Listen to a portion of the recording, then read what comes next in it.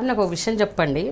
నేను యాక్చువల్గా first time మిమ్మల్ని కలిసినప్పటి నుంచి ఇప్పటి వరకు కూడా నేను ఒకటి అబ్జర్వ్ చేస్తూ వచ్చాను ఓవర్ ద పీరియడ్. అంటే ఈ రోజుల్లో అమ్మాయిలు ఇప్పుడు ధైర్యంగా వాళ్ళకి ఏం మనసులో ఏముందో అది చెప్పగలుగుతున్నారు, వాళ్ళకి ఏం కావాలో అది అడ్రస్ చేయగలుగుతున్నారు. I mean like they are becoming little bolder, smarter. But 30 ఏళ్ల క్రితం రేణుకా చౌదరి ఇలా ఉండేది. అంటే how did that happen ma'am? అంటే ఐ డోంట్ థింక్ అది ఒక రోజులో జరిగిన విషయం కాదు. అది 30 ఏళ్ల క్రితం మీరు అలా ఉండేవారంటే అప్పట్లో ఐఎమ్ ష్యూర్ మీ ఫ్యామిలీ నుండి, సొసైటీ నుండి, బయట ప్రజల నుండి మీకు చాలా ఏదర్ సపోర్ట్ అన్న వచ్చి ఉంటుంది, లేకపోతే వ్యతిరేకత అన్న వచ్చి ఉంటుంది. ఎలా, how did you do that? I think అది ఇన్బార్న్ సిచ్యువేషన్ అమ్మా. నేను చాలా ట్రై చేశాను లైఫ్లో, కాంప్రమైజ్ అయ్యి ఆత్మను చంపుకొని అందరూ కోరిన విధానంగా బతకాలి. సినిమాల్లో హీరోయిన్లు వినయంగా వాళ్ళు కళ్ళు దించి మెల్లమెల్లగా నడిచి అసలు గొంతు తినిపించేది కాదు. అండ్ కాలేజీల్లో, స్కూల్స్లో the head girl and all goodie two shoes అనేవారు చూడండి. అట్లా గుడిగా ఉండాలని చాలా ట్రై చేశాను. గుడిగా ఉన్నోళ్ళు బ్యాడ్ అని కాదు, అది వాళ్ళ విధానం. కానీ నాకు ఎందుకో కొద్ది రోజులు అలా, కొద్ది గంటలు అలా ట్రై చేసేటప్పుడు ఉక్కిరి బిక్కిరి, I use to feel claustrophobic. This is not me. And ఒక విధంగా యంగ్ ఏజ్లో I wanted to be like others, compromise అయ్యి అనుకునేదాన్ని. అందరూ వాళ్ళని మెచ్చుకుంటా ఉంటే నన్ను మొట్టికాయలు, తిట్లు, ఎప్పుడు చెవు పెండటం, ఆ ఇంట్లో వాళ్ళందరూ నన్ను కండెమ్ చేసి పారేయటం, ఎవరికి వాళ్ళ పెత్తనం పడి నా ఆయన దౌర్జన్యం, నన్ను దబాయించటం, మా మదర్కి ఫాదర్కి నా మీద కంప్లైంట్లు ఇవ్వటం. So I use to always feel am I so bad అని. నాకు తోచింది ఏదో నేను చేసేదాన్ని, కానీ అల్టీరియర్ మోటివ్ పెట్టుకోను ఇంకెవరికో హామ్ చేయాలనో కాదు. మోటార్ సైకిల్స్ నడిపేదాన్ని. ఐ థాట్ అది ఒక విద్య.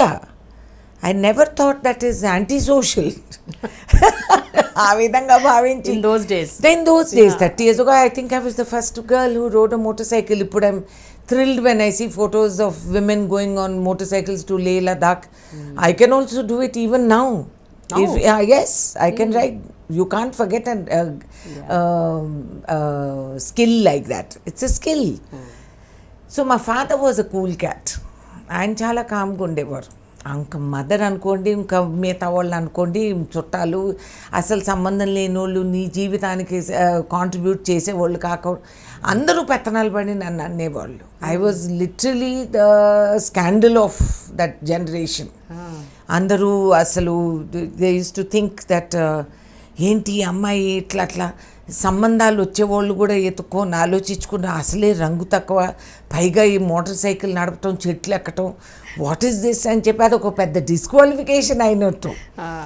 So I also use to feel intimidated. But overall I think I was lucky with the men in my life.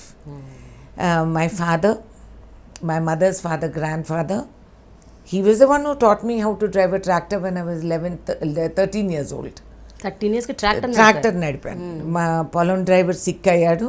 మా గ్రాండ్ ఫాదర్ అన్నారు, ఊరికే ఇంట్లో కూర్చొని ఇది చేసే బదులు పదా నువ్వు నడుపుతావా అని. కారు ట్రాక్టర్ నడిపే కక్కుర్తికి ఒప్పుకున్నా వెళ్ళాను.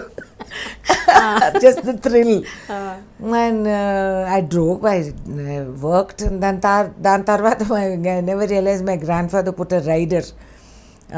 పొలం దున్నితే పంట వేయాలి, పంట వేస్తే మార్కెట్ చేరే వరకు నీ బాధ్యత ఖతం అవ్వదు, కాబట్టి not only driving tractor. Conditions apply.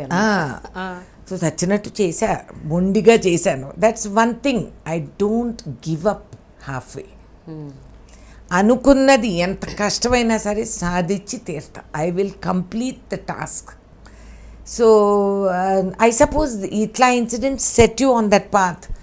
So నేను మొండిగా చేశాను. అఫ్కోర్స్ ఇంట్లో లేడీస్ అందరూ గోల గొనుగుడు, ఇదేంటి అసలు ఈ పిల్లకి అసలే కంట్రోల్ లేదు, ఈయనేమో తీసుకెళ్ళి ఇట్లా నేర్పిస్తున్నారు.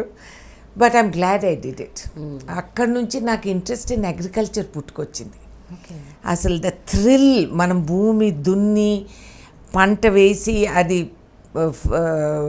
పూర్తిగా రెడీ ఫర్ హార్వెస్ట్ వచ్చినప్పుడు ఆ thrill, I don't think any other material thing in my life gave me that thrill. నాకు ఆ రోజుల్లో అర్థం కాలే. I was very happy. నేను వేసింది పంట వచ్చేసింది అని చెప్పి అది మార్కెట్ వరకు అందులో పోయి మిర్చి పంట అక్కడెక్కడో కోస్తుంటే ఇక్కడ ముక్కు చెవులు నీళ్ళు కారిపోవటం ఘాటు. And it was a tough job. And అక్కడ కారుకి ట్రైలర్ పెట్టారు, అవి లోడ్ చేసి ఆ బస్తాలు అది ఎక్కువ ఎండిపోతే ఇరిగిపోయి విత్తనం పోయి సీడు వెయిట్ రాదు, తక్కువ ఎండితే కలర్ పోతుంది రేట్ రాదు. ఇవన్నీ అనుకోకుండా అసిమిలేటెడ్ ఆ రోజుల్లో. ఆ థ్రిల్ విచ్ ఐ అచీవ్డ్, డబ్బు కోసం అని కాదు, అచీవ్మెంట్. నేను దున్నిన భూమిపైన నేను వేసుకున్న విత్తనానికి ఇంత పంట వచ్చింది.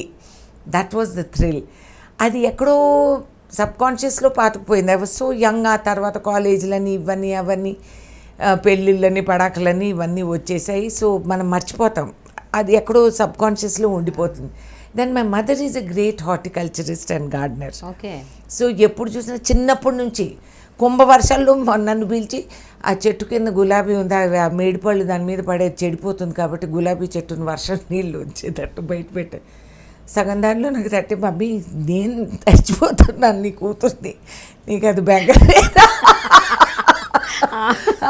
అంటే నోనో నీకేం కాదులే డోంట్ వరీ అని జోక్ వేసేది. నీకేదన్నా అయితే నీ ఫేవరెట్ గులాబీ చెట్టు నీ గోరి పైన నాటుతాను. కానీ I think that kind of an approach in life, క్యాజువల్గా with jokes laughter shaped me. It helped. కాబట్టి అఫ్కోర్స్ బాధ అనిపించేది, ఏంటి నా గురించి ఇలా మాట్లాడుకుంటున్నారు. అఫ్కోర్స్ ఎవడన్నా ఇంట్లో పెత్తనాలు పడే పేరాయిలు బోల్డ్ మంది ఉంటారు, వచ్చి మదర్ ఫాదర్కి అంత చేయటం, సాడీలు మోయటం. Nobody saw it. అది మన తెలుగులో ఉంది ఆ ప్రాబ్లం. దట్ అరే ఈ పిల్లలు ఈ పొటెన్షియల్ ఉంది, షేప్ చేసుకుందామనేది లేదు. అందరూ కించపరిచి కాకుల్లాగా పొడవటం తప్పితే కొద్ది రోజులు బాధపడేదాన్ని. ఆ తర్వాత నేను ఇట్ డజంట్ మ్యాటర్ అని నా పని నేను చేసుకునేదాన్ని. ఇవాళ what I use to do 30 years ago is an accepted practice. So maybe I was before my time. Trend set చేశారు కదా, ట్రెండ్ సెట్ చేశారు. Perhaps.